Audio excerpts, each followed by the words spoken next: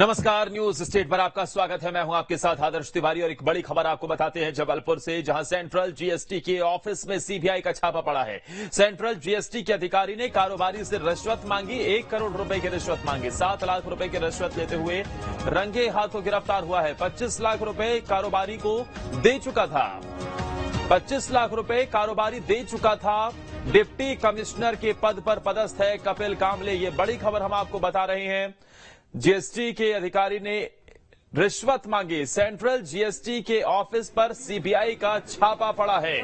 Central GST के अधिकारी ने एक कारोबारी से 1 करोड़ रुपए की रिश्वत मांगी, जिसमें से कारोबारी 25 लाख रुपए दे चुका था, तो वही टीम ने 7 लाख रुपए की रिश्वत लेते हुए रंगे हाथों गिरफ्तार किया है।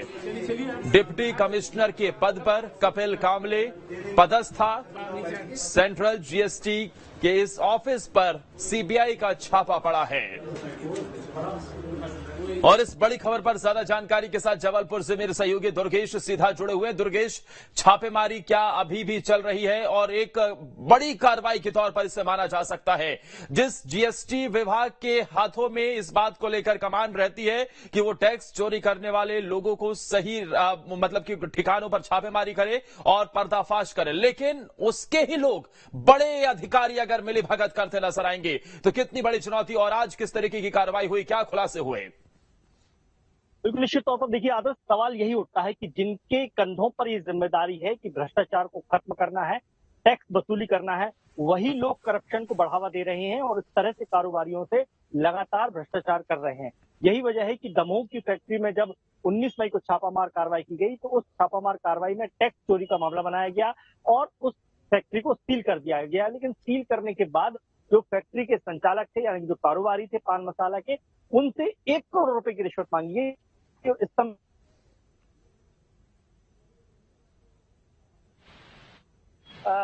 कार्रवाई इस समय चल रही है, क्योंकि लगातार हम आपको यहाँ पर तस्वीरें दिखाएंगे कि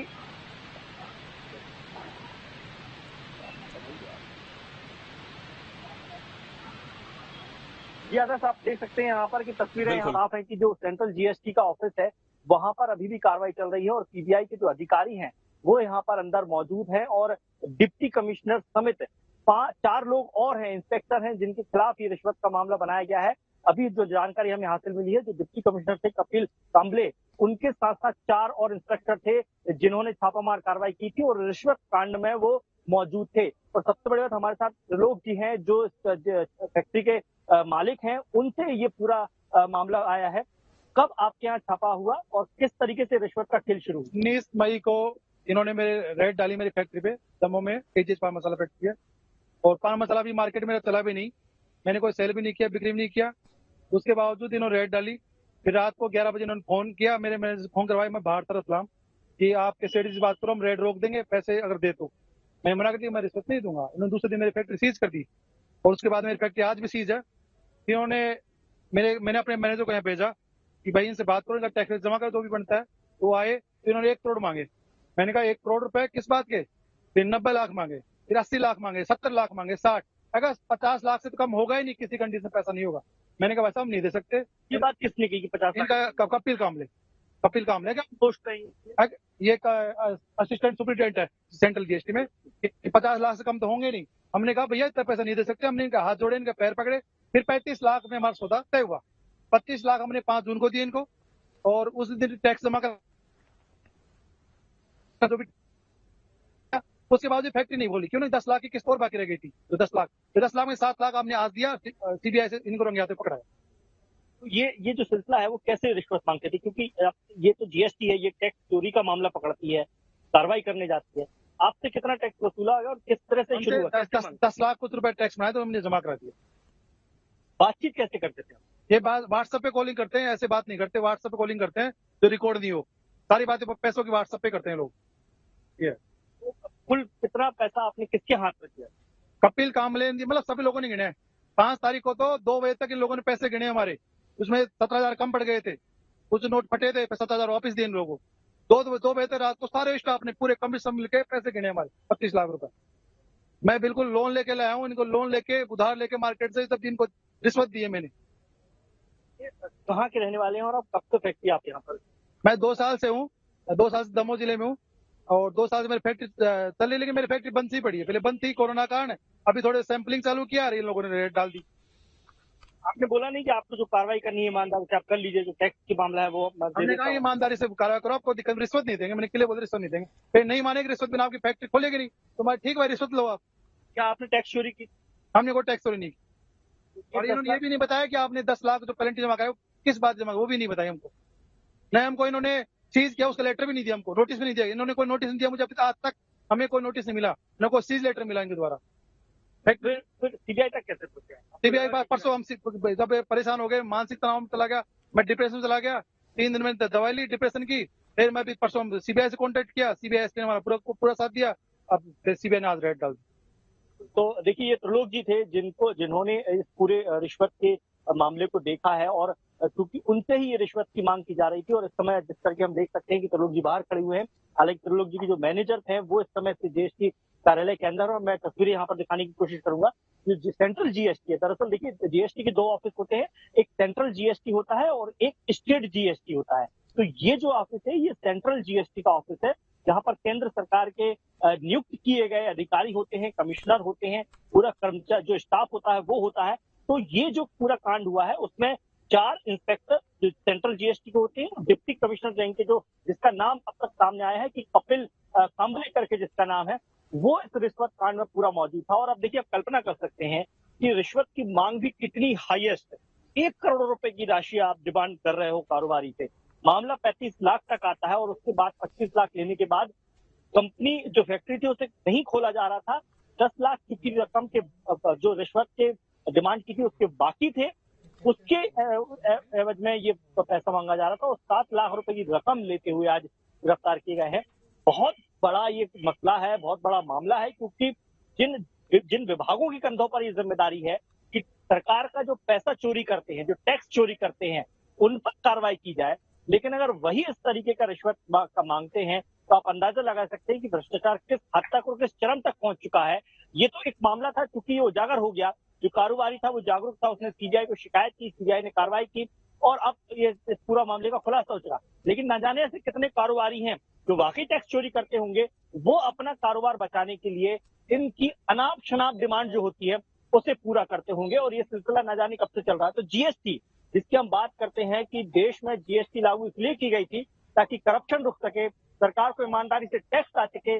जो पूरी प्रक्रिया अपनाई गई थी, जीएसटी पर लगातार सवाल खड़े किए गए कि जीएसटी बड़ा कठिन है व्यापारियों के लिए, लेकिन उस जीएसटी पर वसूली के लिए जिनके कंधों पर जिम्मेदारी दी गई वो इस तरह की डिमांड करते हैं, तो अंदाजा लगा सकते हैं कि किस हद तक करप्शन जो है इस पूरे सिस्टम में फैल चुका है, जिसका आज एक बड़ी वानगी यहाँ पर हमें देखने को मिली। आदर्श दुर्गेश, अब तक कितने लोगों को इसमें हिरासत में लिया गया है? क्योंकि सिर्फ क्या इसमें जो कपिल कांबले नाम निकलकर सामने आ रहा है, क्या उसकी ही मिली भगत थी या फिर इसमें कुछ और लोग भी हो सकते हैं? जिस तरीके से वहां पर फैक्ट्री के मालिक ने बताया कि सभी लोग रुपए गिना करते थे, इतने रुपए थे कि उन्हें गिरने में भी कई घंटे का वक्त लग गया, 2 से 3 दिन लग गए। तो ऐसे में क्या कुछ लोगों को हिरासत में भी लिया गया है और अब किस तरीके की कार्रवाई इनके खिलाफ हो सकती है?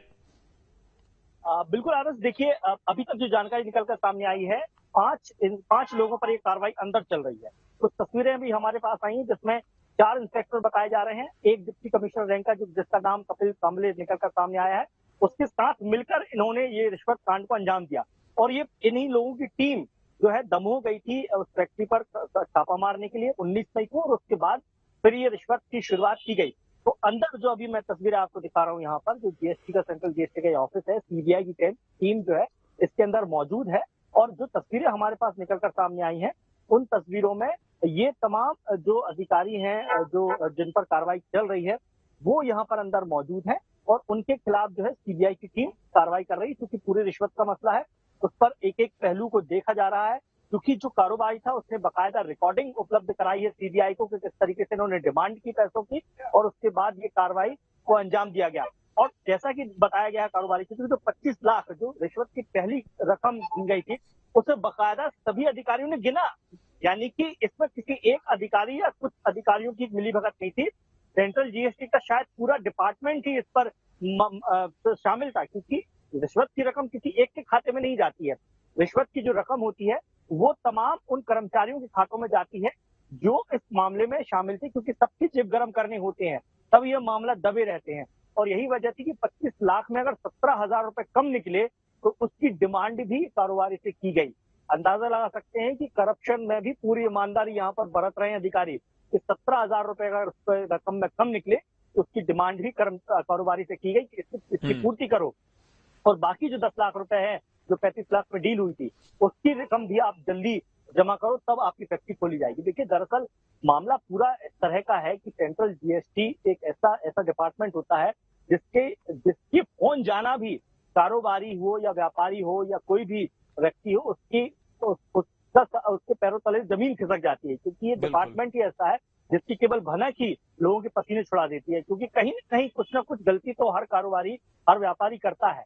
जो बहुत ज्यादा गलत होता है वो किस तरह रकम देकर या रिश्वत देकर अधिकारियों को मुंह चुप कर देता है, सरकार को भी चूना लगाता है, करप्शन को भी बढ़ावा देता है और ऐसे भ्रष्ट अधिकारियों की जेबें भी गर्म करता है। लेकिन जो कारोबारी ईमानदार होते हैं या जिनके सरसों पर पानी गुजर चुका होता है, वो फिर इस तरह के कदम उठाते हैं, क्योंकि एक बार अगर इस तरह की कार्रवाई हो जाती है तो फिर वो उसका व्यापार चलना मुश्किल हो जाता है, ऐसा कहा जाता है। लेकिन इस तरह की कार्रवाइयां जब होती हैं तो ऐसे करप्शन खुलकर सामने आते हैं कि किस तरीके से अधिकारी भ्रष्टाचार को अंजाम दे रहे हैं।